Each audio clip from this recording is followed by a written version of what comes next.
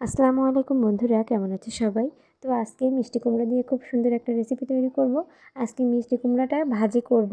তো মিষ্টি কুমড়োগুলোকে এরকম চাকা চাকা করে কেটে নিয়েছি আর নিয়েছি ঝাল পেঁয়াজ রসুন পরিমাণ মতো। আর এখন এই মিষ্টি কুমড়োগুলোকে সামান্য একটু লবণ হলুদ আর শুকনো মরিচের গুঁড়া মাখিয়ে এগুলোকে সুন্দরভাবে ভেজে নিচ্ছি। তো মিষ্টি কুমড়োগুলোকে কিন্তু উল্টিয়ে পাল্টিয়ে খুব সুন্দরভাবে ভেজে নিচ্ছি। তো এখানে কিন্তু মিষ্টি কুমড়োগুলো আমার ভেজে নেওয়া শেষ। এখন এগুলোকে উঠিয়ে নেব। তো দেখুন কত সুন্দর হয়েছে, এরকম ভাজা দেখলেই কিন্তু শুধু খাইতে মন চায়। খুবই সুন্দর অসাধারণ একটা রেসিপি এটা। তো এখন আমি কিন্তু ঝাল পেঁয়াজগুলোকে ভেজে নেব। তো এখানে ঝাল পেঁয়াজ আর সামান্য একটু রসুন কুচিও আছে, আর দিয়ে দিয়েছি সামান্য হলুদ লবণ, আর দিয়ে দিয়েছিলাম সামান্য একটু শুকনো মরিচের গুঁড়া। তো এখন কিন্তু এই ঝাল পেঁয়াজগুলোকে খুব সুন্দরভাবে ভেজে নিচ্ছি।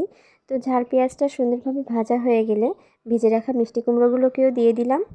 এখন ঝাল পেঁয়াজের সাথে খুব সুন্দরভাবে এই মিষ্টি কুমড়োগুলোকেও মিশিয়ে নেব আর একটু সময় রেখে রান্না করে নেব। তো মিষ্টি কুমড়া ভাজাটা কিন্তু আমার রান্না হয়ে আসছে। এখন এখানে একটু ভাজা জিরে গুঁড়া দিয়ে দিচ্ছি। ভাজা জিরে গুঁড়াটা দিলে খুব সুন্দর একটা ফ্লেভার আসে।